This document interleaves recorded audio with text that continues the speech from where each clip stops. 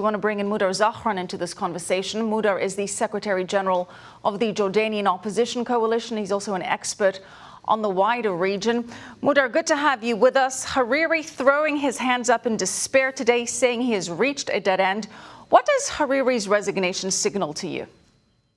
Well, it's a defeat for Iran. We all know that Hariri's government, as well as the entire Lebanese establishment, unfortunately now, has been loyal to Iran for the last 15 years.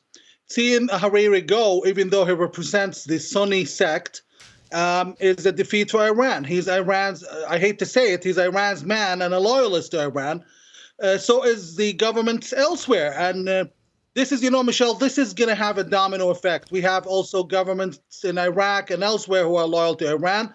I could authoritatively confirm Iran is very unhappy with what happened today. Mike, do you agree with that analysis, that Iran is one of the losers out of all of this? No doubt whatsoever. They're struggling right now. They've backed Hezbollah. They've backed their proxies in Iraq. There are major protests going on in the streets in both of those countries right now. Iran provides a military might. They provide the weaponry. They provide the foundational infrastructure. But what they haven't been delivering on is the actual economic reforms. They're delivering all the guns, but nothing to really serve the people. The people are protesting now. It's coming back on Iran one way or another.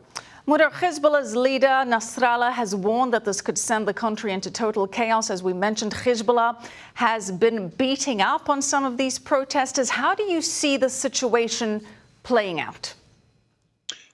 He could threaten all he likes, but he can't really manifest any of his threats like he used to. Because, first of all, his own constituents, the Shiite Lebanese, and even in his own headquarters, Dahiya Janubiya, the southern district they call it, they protested against the Lebanese government and against him.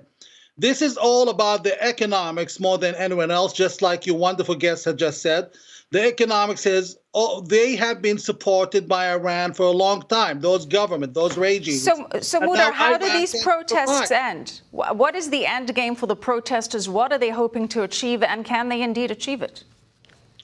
They have nothing to lose, but we know it's going to just escalate, and it's going to spill into other areas in the region where Iran is heavily involved. This is only the beginning, not even the beginning of the end. This is just the beginning. Mudar Zahran, great to have your perspective and analysis.